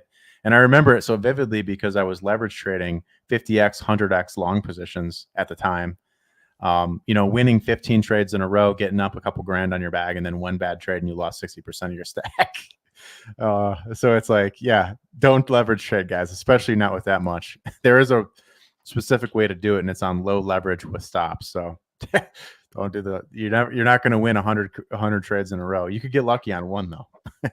Look, we saw it we talked about this Wednesday, but we saw it in a mass scale when Japan tried to raise their interest rates by 0.25%. People were carry trading at 0% interest in Japan all over the world. And then when that interest rate goes up, that's leverage. And you can get liquidated real quick, especially if you owe Japan more now and all of your stocks just dropped 20%. So it's very scary. And we just saw that in a microcosm, but it's an interesting thing to point to on a larger scale. All right, let's continue on with this analogy of Bitcoin and gold as like a safe haven or like a store of value. You want me to pull up your screen? Yep, ready now. Boom. So what do we have here? We have let's go to a monthly just to really consolidate this information. Okay, clearly we see a parabolic advance. This was the cup and handle I was talking about. This top happened in 2011. This bottom happened in 2016. And the triple bottom I keep referring to was back in here at this key moment. And I'll zoom in a minute to show you exactly what I'm talking about if it becomes relevant or important to do so. But basically how you measure these moves is from the bottom to the previous peak, and then you take that from the bottom of the bowl of the handle. And so we've already met and exceeded that. My target actually was up here. I wonder why that, maybe it's because I had it on log. Let's see.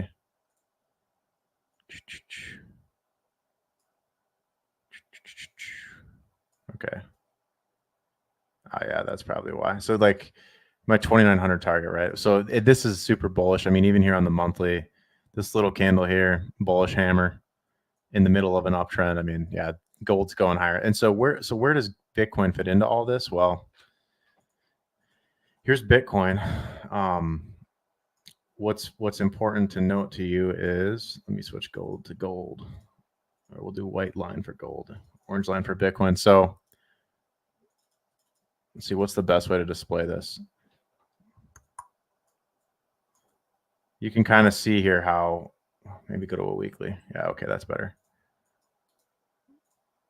You can see how gold bottomed first here. This was the triple bottom I was talking about. If I turn on candlesticks, you'll see the wicks.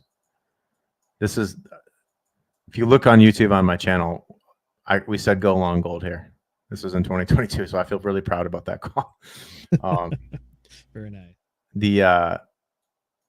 That was nice. So then, but Bitcoin kept, going down. This was the FTX collapse here, and then it bottomed out over the next month and a half, and then you got the surge to chase, because here's gold that's already moving. Bitcoin goes to chase, and they kind of went through the same sort of setups here. Now that they moved in sync for a little bit, Bitcoin overperformed for this period, and now it's consolidating in this range as well. But I think, like, in terms of where we're at, probably not at that point yet. I think we're a little bit lower, like, especially when you figure like this is the ETF cycle. So I think, how would I put this? Like, we're like in this kind of a range down here, something like this. So we bottomed a little later. I think these are similar. So I would say that this consolidation period here, flag, or you could say this one, pick one. This is kind of what Bitcoin's doing now. And then this move is to come. And then the question remains, like, when do you get this? And this is what's hard, is like, is Bitcoin going to spill first, or is it going to kind of head up and out of here by September? And I don't know the answer to that. I really don't. I think a lot of that is so dependent on what's going on, like with the Fed cutting rates and who gets elected. And so I think there's a lot of unknowns. I still think Bitcoin will go up though over the cycle regardless. But that brings me to my next chart, which is, so if we can agree that there's potential here for this to play out in this cup and handle formation, let's just go look at the straight up Bitcoin chart and see what we can do with 2019 and comparing it to where we're at now. Yeah, in a lot of ways, I just see this as the same exact trade as like the middle of last cycle. Something along these lines.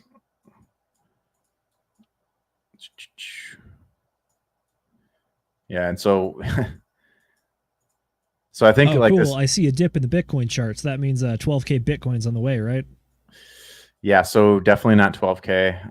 Obviously, I know you're being facetious, which is fine. But this 37K level or 38K, it's on the table. If you get like some sort of nasty push down, I don't think it necessarily will happen, because I think there's gonna be so much front running that happens at 44.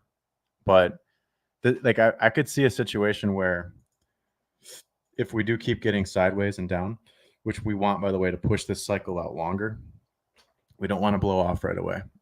Let me get this in here. Boom. Boom. This is where we're at. So, but I think it'll end, if we do go down again, it's going to go down first, and then, or it could go up first, basically, and touch and liquidate all those longs, and then get stopped out again and come down and test that lower band for a lower low. And then we work our way out and we get this move sooner. So this part, and then we get this move sooner. But the 45 thing, like, it's not going to be like last cycle where it was like this. I think it's going to be a lot more like this cycle here, where it's going to be more like this kind of action, just steady growth. Like, I feel like that angle's a lot more the same kind of energy as what we want to see, what we could expect, which would mean you'd get something like this going into like late 2025. And you know what? It could get stopped out short and be range bound inside of here. My point is that this Bitcoin price action is holding up tremendously well in the face of literally tens of billions of dollars of sell pressure, and there's people there absorbing it every day and not selling. So to me, like once these levels are set in stone, regardless if you get a new low or not, once these levels are set in stone, you're probably never coming back down here ever again on Bitcoin. Like you're definitely not going to go below 32K. 100% you're not going below there, but good chance that you're just not even going to come down below set. Like once these 70K levels put in, like you're just not coming back down there, because like you could go all the way to 180, let's say 180 or something, and then you see like a huge dip. 65% would bring you back right here to 65, 70K. And that would be where I would expect support. And I don't think we're going to have a 75% correction on Bitcoin again, not in the next couple of years. You know, I think you could see 35% dips in a day or 50% dips in a day, but this bid is going to be relentless, you guys. It's just going to keep pushing the price up higher and higher because no one's going to sell it. Real quick, to add some context to two of the things you talked about there. First off, we did mention the 38,000 level. That level is important because for everybody that remembers back to January, we launched the ETFs at $48,000 Bitcoin. And then over the next 2 weeks, it dropped down to $38,000 Bitcoin. And then after that, that is where this latest run really took off. So if there is a back test that goes and reconfirms that $38,000 level, that could be a serious level of support that develops and could solidify itself like well into the future, if not permanently. Secondly, when we're talking about how well the Bitcoin price is holding up right now, is that, yeah, there's a lot of tokens being released into the market just due to everything going on. But just keep in mind that we're getting a lot of like almost earth-shattering events when it comes to the amount of Bitcoin that's added to the market, because the Mt. Gox exchange failed in February of 2014. It's been literally 10 years and people have been waiting for this Bitcoin to be released. Bitcoin was worth a lot less back then, and we're getting it now. Additionally, we have the German government releasing about 50,000 Bitcoin, not $50,000 worth of Bitcoin, 50,000 Bitcoin, which was about like $2 billion as well. And then additionally, on top of that, we're getting all the FTX stuff now as well. And we're getting all of the ETF people who want to sell are going to sell. And then we're going to be left with only ETF people that want to buy. So, yeah, the fact that price is holding up as well as it is, it's a testament to how much demand there is in the market right now. That repayments thing really has me bullish on the late stage of this year, like November, December. So if the repayments are really going out and with size, like in November and December, that money's going to be pent up demand for Bitcoin. I think. I just think those guys are going to want their money back, and then they're going to be so upset that they got in last cycle like sub 60K, and that now they have to buy back their position higher, that they're just going to ape. Like on a lot of these guys that thought they had like lifetime positions in Bitcoin, you know, like all your athletes and musicians, and so everyone's going to be scrambling to get that money deployed as fast as possible, which could bode really well for some sort of a mid-cycle explosion there and later in the year. And October is historically a really good month for Bitcoin, so we'll see what happens. You know, it's interesting. October, if it is a really good month for Bitcoin, if Ethereum starts to I would say perform more up to our expectations, and we get good news from the Richard Hart case, that could be a triple possible pumpamental for the Pulse Chain ecosystem. I also want to say that, look, we're talking about $14 billion worth of XTX repayments, right? And they're getting repaid in cash. So like you said, there might be some people that are gun shy to get back into crypto, but I think a lot of people are going to want to take that money that they thought was lost and gone for good and be like, hey, let's let it ride. I can see a lot of people doing that. And it's different than past releases. It's different than Mt. Gox's releases where they're releasing, you know, crypto back into the market, like you mentioned. FTX is giving people money, and they can use that money to buy crypto, hopefully. Mm-hmm. I was looking for this. I did like a reply to somebody recently that I went through like this bullet point list of all the bullish things that could happen. Like CZ gets out of jail in September, starts an altcoin season. Like, what else? Like later on in the cycle, obviously a bullish U.S. presidential like an administration would be good for crypto, better monetary policy, obviously. And then like the upgrades to PulseX. So you get like, you know, Inc. guys get governance capabilities, and PulseX gets like limit orders and like all the other stuff. Like what else you want on this upgrade? Single-sided staking or whatever else it's going to be.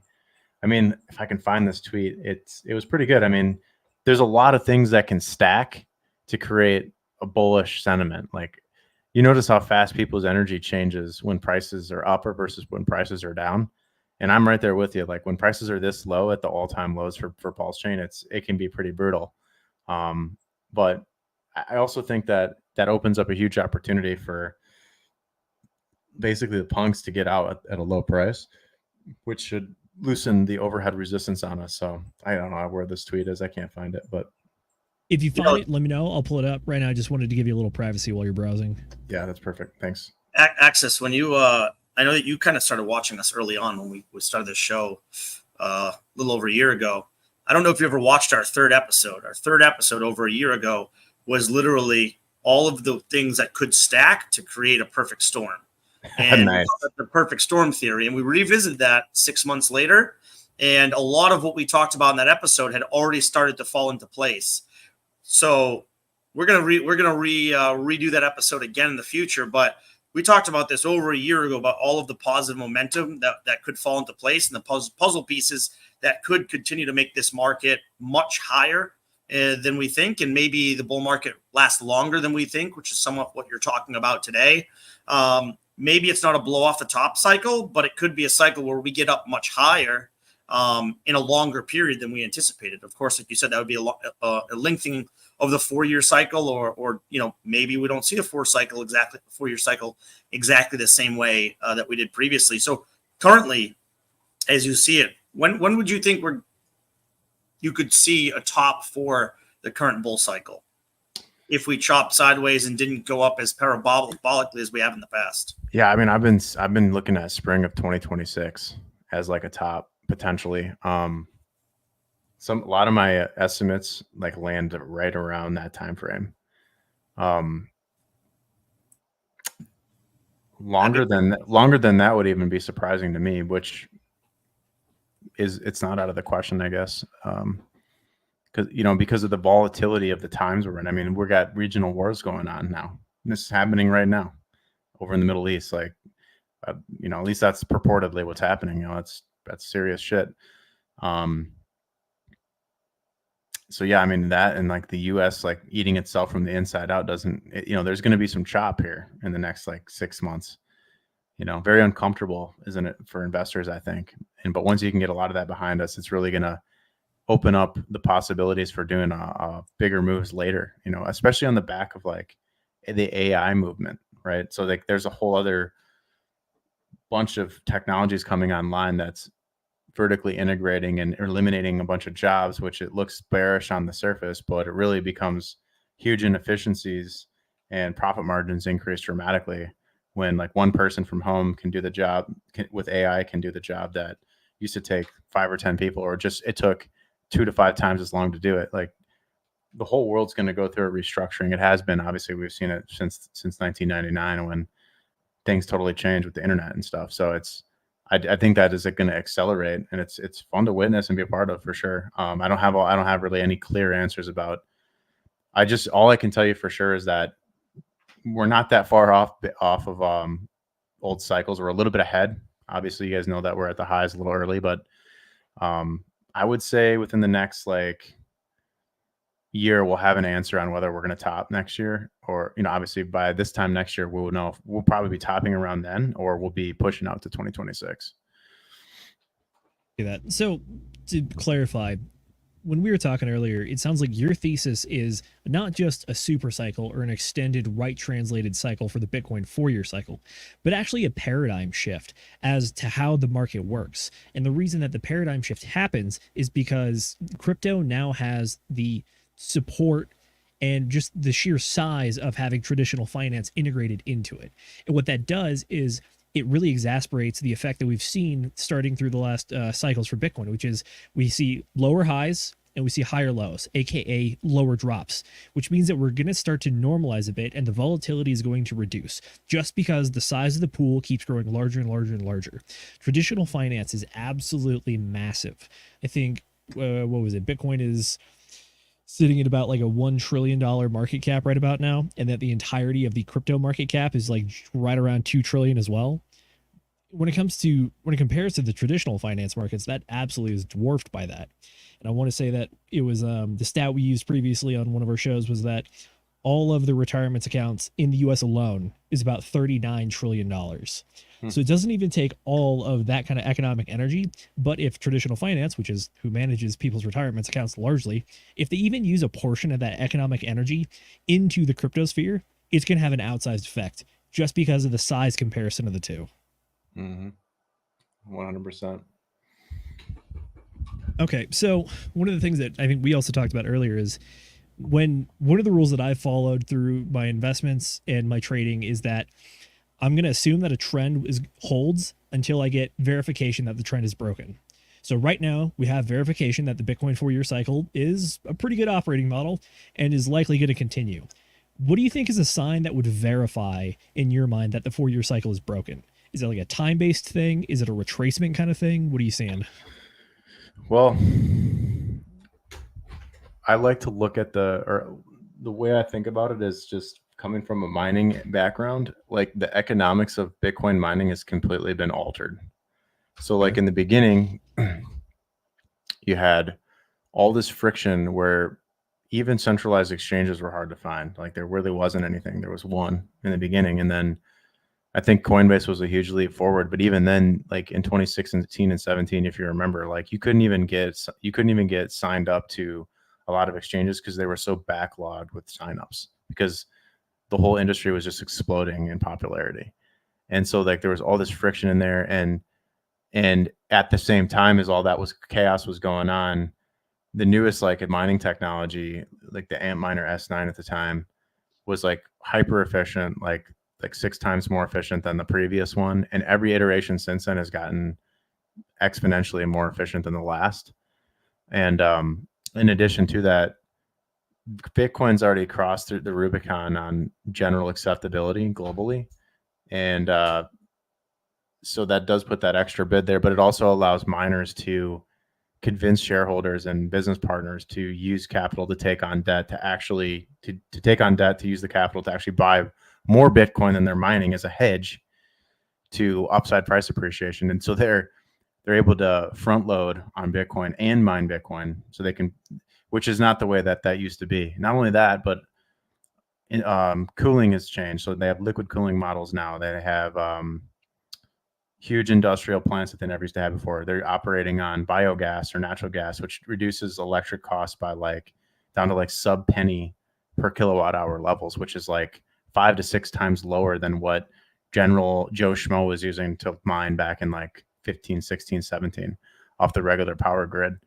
And so because of all these efficiencies in mining and the general acceptability of it and the this notion of like using that Bitcoin is going to be able to be leveraged to produce more power generation in the States and actually grow out our power, our energy sector is like a whole new angle on it. I mean, there's this book called Soft War goes into like the power dynamics of how powerful Bitcoin could be to incentivize power production. And then if there's runoff or there's extra power that's produced from something like a nuclear plant or something, it can just be used to mine. And during periods where it's like too much power being used, they can just shut down. So it's like Bitcoin mining brings a lot of flexibility to the power grid in ways that's all kind of new. And that's going to be building out and becoming more efficient. And you're going to have like the Exxon Mobils of the world and all the big oil and gas guys involved. And so it really just like opens up this whole new world where costs have reduced near to like sub penny levels per kilowatt hour and will continue to go down, and efficiency of the mining equipment will go up, and it'll be even more competitive, and you'll be able to run it at even bigger scales and not see a loss of compute power or so quickly over time, I don't think. But ultimately, all these factors are leading into why the boom and bust cycle of Bitcoin isn't going to be as severe as it once was. All the volatility is going to kind of get sucked out of it. Bitcoin is just going to be tremendously scarce, and there's always going to be a buyer for that newly produced Bitcoin. So That's a good thesis. I like that. Go ahead, Z. Yeah, let's take it down another level, which is that Assuming that your thesis is correct, it means that Bitcoin no longer experiences the volatility of the 4-year cycle, but instead it's more of a steady upwards trajectory. What does that do for the rest of the market? Because the paradigm that we've operated on is that Bitcoin leads the way and it shows which direction is the market is moving. But if Bitcoin only goes up and to the right pretty much, what does that mean for the rest of the market? It means that altcoins die for the most part, and only the really, really good, useful things stick around. So Bitcoin's going to kill all the altcoins off through brutal boredom, because it's going to be up and to the right, but year over year growth is going to reduce every year. So like, I don't know what the annual percentage yield is right now on Bitcoin over like a 15-year period. It's probably like 20%, or I don't know what it is. You tell me what it is, but it's going to continue to stay positive, but decrease.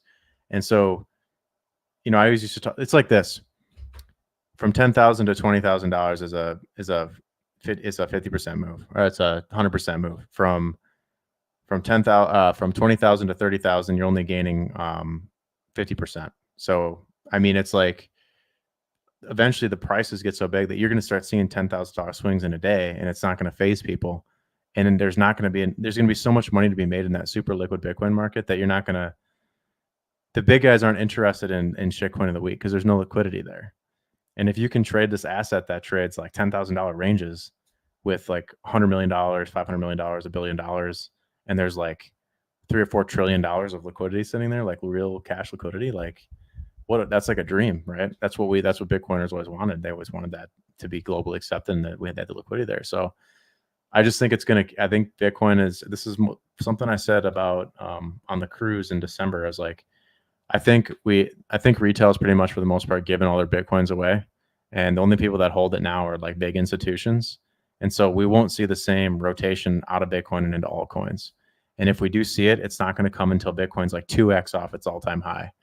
So you're looking at like 140K, 120 to 140K Bitcoin before people are comfortable taking some of that house money and deploying it into something for like an extra 5x or something. I could be wrong. I'm happy to be wrong about that, but I just don't really see that, Joe DGen has any Bitcoin anymore. Now he's got all Solana, or he's all got chain XYZ. And so then you basically set that up for like, okay, so now you basically created an environment where your chain or your idea has to have a place in the world. Like it actually has to do something now. And by the way, a meme, for example, like that's really effective, that has a huge cult community, that's still something useful because it gives people a sense of belonging and community. And as long as the price appreciation is there, and like that can come on the back of like locked liquidity and stuff in DeFi. So I'm not saying that. I'm actually more talking about just the regular any shitcoin, random shitcoin that just like those are all going to fade away. Like it has to have substance to it. So many things get printed out of thin air, and then they think that it's value, and it's just not. I mean, I've seen it on Pulse Chain a lot lately, and it's actually getting kind of irritating.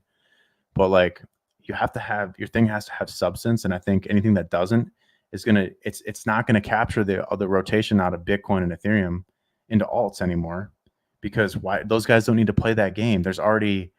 You can get 30 to 40% APR by locking your money in Morpho Blue right now, stable to stable or wrap staked ETH to ETH.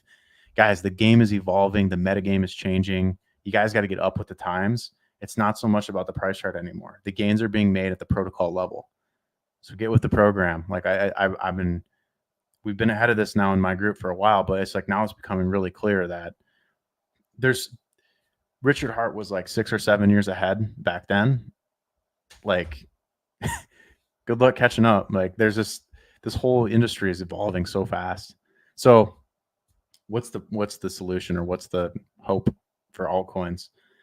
It's you're getting it with Solana, with Toncoin, with what's another chain we liked? I mean, even XRP now coming off the case, they're creating their own stablecoin liquidity. Tron has a huge basket of stables. Stables seem to be the next big thing to bring liquidity to these chains. So, maybe, just maybe, we should be thinking for Pulse Chain, what's going to happen when Richard creates a stable coin, or we get some, we have USDL, we have Earn, but those protocols haven't been that effective because they're reliant on Pulse and PulseX collateral that's down in the dumps. So it's very risky to try to to produce stable coins in that kind of an environment. But we need like a rock steady stable. And what do you know? Coast got it done. They got us Old Glory Bank, and now you can just mint and burn stable USD to stable anytime you want. And this is real progress. So a huge congratulations to those guys, and a massive thank you for all the hard work that they put in. This is the first thing that I've seen that's got me really happy lately about Pulse Chain, is like real innovation, real growth. And like, again, Tron has gone up and to the right against the dollar now for multiple years. It was like 600 plus days. And it's because they have this huge stablecoin liquidity on the chain, which gives people liquidity they need to trade. And now Ripple's doing theirs. I think it was called RLUSD. And they're deployed on Ethereum, and they're deployed on Ripple chain, on the XRP chain, on the ledger. And Ton, I don't know what Ton's all doing, but just looking at the price chart, it resembles a Solana in a lot of ways. If you look at Solana ETH and Ton ETH, those charts look very, very similar to each other. They both did a triple top with higher highs, marginally higher highs. Very exciting. And so, yeah, I think those are kind of where I've got my focus lately, is just kind of watching how that stuff evolves out and like becomes the first mover. So like if XRP wants to get its first mover spot back, they're going to have to create a massive pump. And so maybe all those funds that they've extracted over the years, maybe there's a chance that they can redeploy some of that now that a lot of the headwinds are out of their way. And yeah, I mean, it's very exciting to be in crypto right now, because there's going to be so much inefficiencies with all these new techs coming online, or these, random, like last cycle was Dogecoin just massively pops off randomly because, Elon pumps the shit out of it. That was cool. It was random. And so, but I think you'll see that now with chains that actually are doing something. Look, Axis fucking randomly pumped 58% yesterday. There must be something going on over there. You know what I'm saying? It's like the guys that care are going to show you through the price chart. And so like keep an eye on all these other things. I think you're going to have different chains solving different use cases, and they'll become leaders in their particular niche of the industry. You had Sounds mentioned good. Coast. I'm looking through the Coast website and also the Old Glory banking website right now, trying to grab some things without like doxing all my bank accounts. But I'll go ahead and explain it to people. For those of you who haven't already done this already, if you're looking to on-ramp into Pulse Chain, then Coast now has a new banking partner, like Axis was just saying, Old Glory Bank. One of the really cool things about Old Glory Bank is you can take cash to cash from like bank accounts, like do the normal wires and ACHs and things. But they also have this feature where you can go to fucking Walmart, Family Dollar, Dollar General, CVS Pharmacy, 7-Eleven. You could hand the cashier cash and have the cashier scan a barcode on your phone, and it will take the cash and it will deposit it into your Old Glory Bank. So you can do store deposits, get cash into your Old Glory Bank account, use that to then fund your Coast account with stables and things like that. It's super fucking awesome. I will say that one of the things since Coast transitioned from using I can't remember what their banking partner was before. It was like Freedom Trust or Free Trust or something like that. But you do have to go through the KYC again if you have a Coast account. Your old Coast accounts with whatever wallet you link them to, they're still up and they exist, but you have to go through KYC in order to use the Coast website and to do all of the minting and the burning and all of that stuff. So if you want to interact with the traditional finance world, then that is something that you have to give up, is a little bit of KYC here and there. So for the folks that don't care about that, they're just like, I don't care, fucking send the government after me or do whatever the hell, get all my my info out there tied to my wallets. And you guys can go through the KYC process. It's super easy. You type in like all of your data, take a picture of your ID, take a picture of your face, and then send it off to whatever CIA agents jacking off to all that shit all day long. But they do the KYC stuff, and then once you get that set up, that it's super bim bam boom, easy to onboard money right into Pulse Chain. So if anyone's interested in doing that, it's quite a simple process. I went through it yesterday. So True. I got one. And also something, and also it's not just about on-ramping. I just real quick. It's not just about on-ramping. When we get towards the top of the bull market in 25, 26, it's also you want more and more ways to be able to off-ramp. And this is a really important one for Pulse Chain. Mm-hmm. And then there's those cool things that Coffee talks about all the time. The crypto debit cards. Those things are interesting. There's a oh shoot, I'd have to let me pull up the website for you can basically, I want to say it's not changenow.io. It is something else. Stand by while I'm pulling this up. Zenith, you had something you wanted to mention a second ago? Yeah.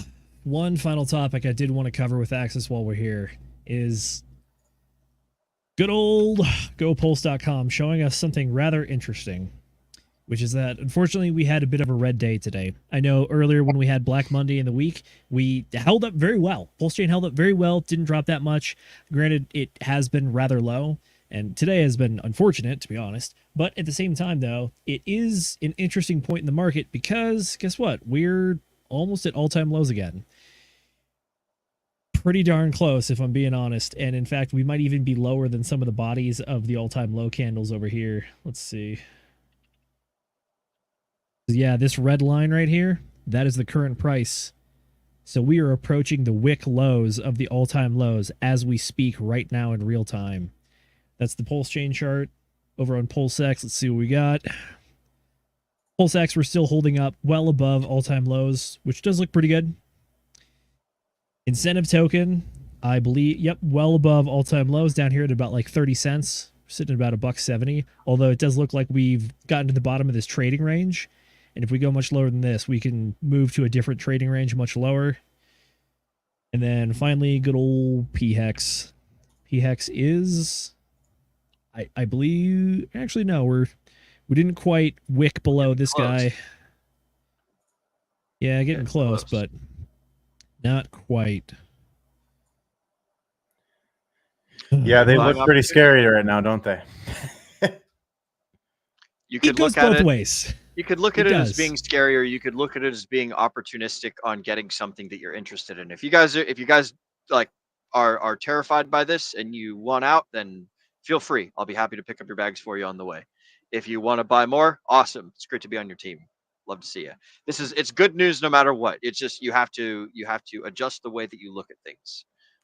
Yeah, you saw that 9 billion Pulse vault get liquidated today. Ooh, that's awesome. I did No. not see that. 9 billion.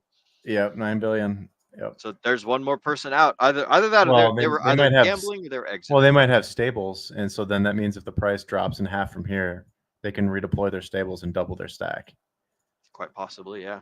Yeah, so there's it's interesting strategy that you can have around that liquidation play. Like if you borrowed enough and the price falls in half, I mean, God, I hope it doesn't, but yeah, man, it's up to you guys. You understand, like you guys that are watching the stream, you guys are the market, so you know if you're dumping or not.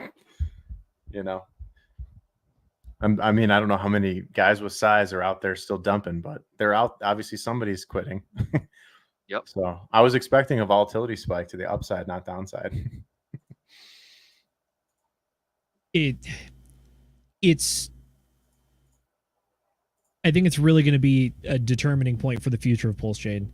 If it can defend this price and show that the lows truly are in, I think it's very good news. At the same time, if it goes much lower than this, an all-time low for Pulse Chain after the rest of the market has started to make all-time highs doesn't sound too great, but at the same time, I still do believe that the SEC case against Richard Hart is really creating a lot of bad press, and unfortunately kind of is that dark, stormy cloud sitting over Pulse Chain. So if that gets cleared up, I think this is a different story. Mm-hmm. But it's a long time between now and October 24th. And even then, that's the date of the hearing. That doesn't mean it's the date of action. Doesn't mean it's the date of determination or an appeal on an appeal or an injunction of something. That's the date of the hearing. There's still a lot of fight after that date, so be prepared. Oofda. Oofda indeed. But at the same time, though, if you are upset about not being able to buy the all-time lows last time, congratulations. You have a very rare opportunity here. Mm-hmm. Well, not only that, but look, most of you probably weren't looking to scale out until the top of the bull market, right? So if you're just looking at your portfolio down, but you still trust in the projects, you still trust in the case being finished up, and you still trust that the bull market's going to continue into mid-late 2025, early mid-2026, then yes, maybe you're disappointed that you didn't buy something else and you rolled those profits into Pulse Chain. but it doesn't mean that you're lost this cycle. It just means that you're waiting a little bit longer than you had originally anticipated to see some green candles. And personally, I'm still very bullish. I'm still very bullish on Pulse Chain.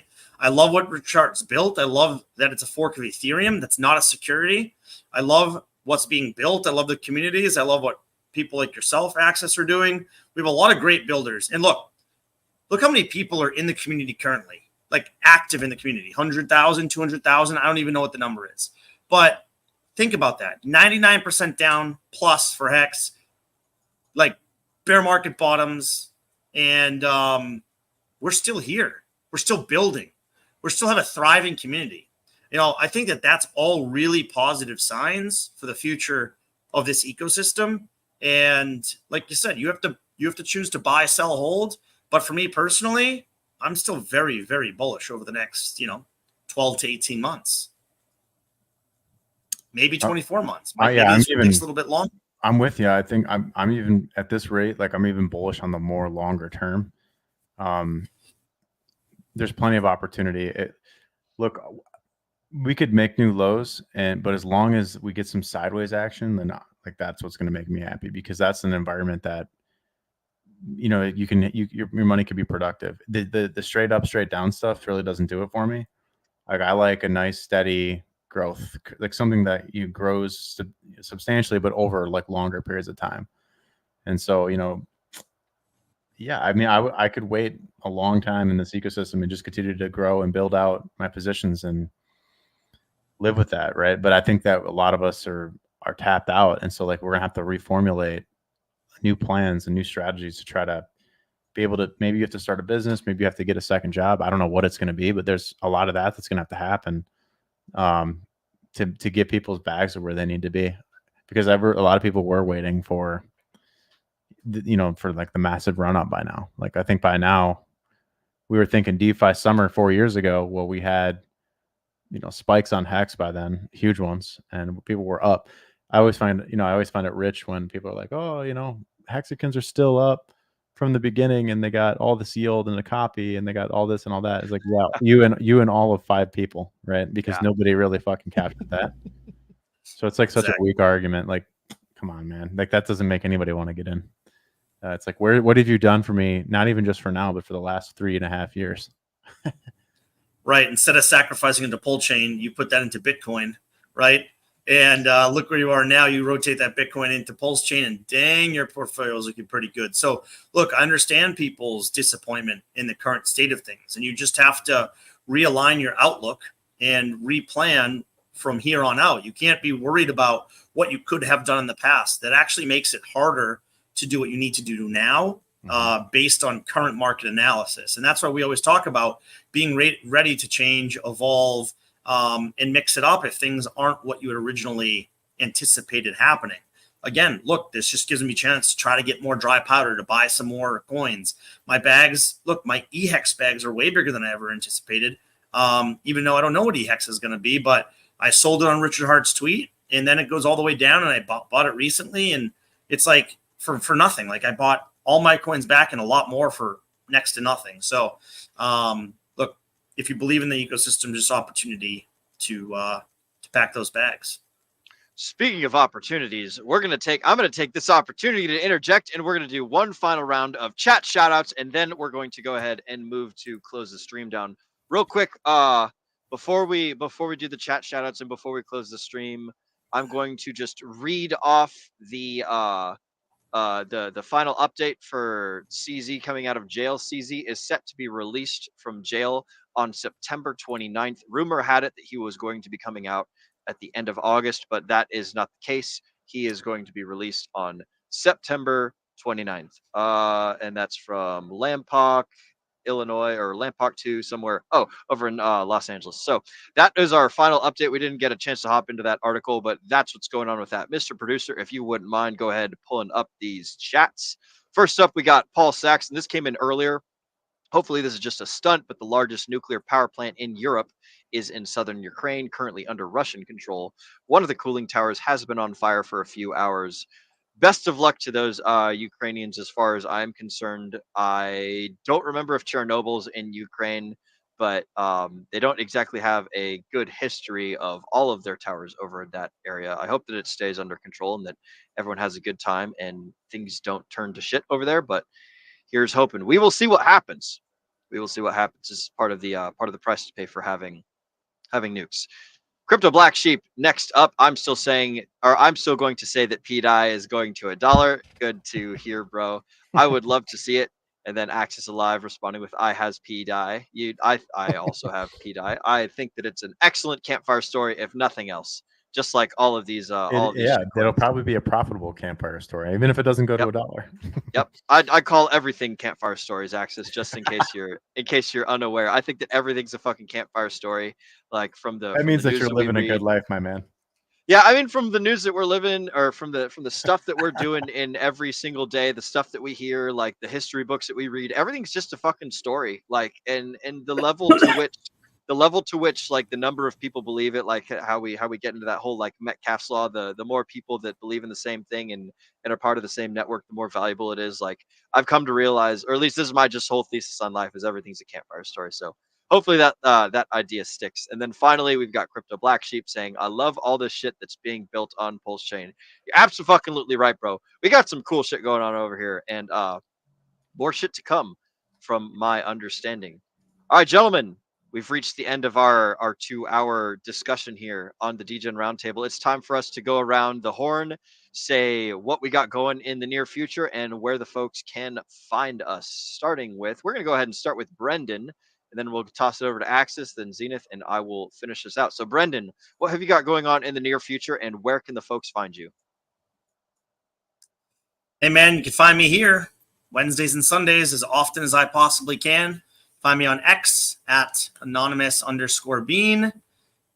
And in our Telegram, I am very, very active there, always answering questions in real time, sometimes doing emergency streams, and trying to bring information to the people that can help them when they need it, not a week later or a month later, but in real time. So you can find me those places. And yeah, we got a lot of stuff coming out in the DGen Roundtable. Always really appreciate talking with Axis. It's always a blast. Always learn a lot when we talk. And I haven't seen you in a while, brother. It's good to see you. Good to see you too, man. And thanks for having me, guys. I'm hard at work developing what I think is going to be a cool new protocol that everyone's going to try and copy. I can't wait to show more about it and kind of explain the thought process. I think it's going to be like a little mini revolution on the Pulse chain and like economics of how these coins are built out. So I'm pretty excited about that. Leveraging on the key strengths of things that have come before, of course. And I have a bunch of streams planned for this week. So wait for an announcement on Twitter, but we got like, I think 4 this week. So it should be a lot of content. And hopefully this week's, Mondays, tomorrow's going to be interesting with everything that's going on in the macro and watching how the stock market reacts Monday and Tuesday. So there'll be plenty to talk about this week. And yeah, I appreciate you guys for having me on. Find more free information on Twitter or X, x.com/axisalive. Love it. And then do you have a group that you want to plug or anything? We do. I mean, there's the private group. If you don't know about it, we do private video sessions on Monday nights. Once a month we do AMAs, and occasionally I'll do on-demand voice chats inside the Telegram group. So if you want to know more about that, or if you want to stay up with the markets from that angle and be surrounded with 120 of the other smartest people that I know in crypto, then you can go check that out at axisalive.com. The other thing is like, it really is an educational platform above all, like trying to piece together chain analysis and market cycle theory and TA and sentiment reading. And the list goes on and on.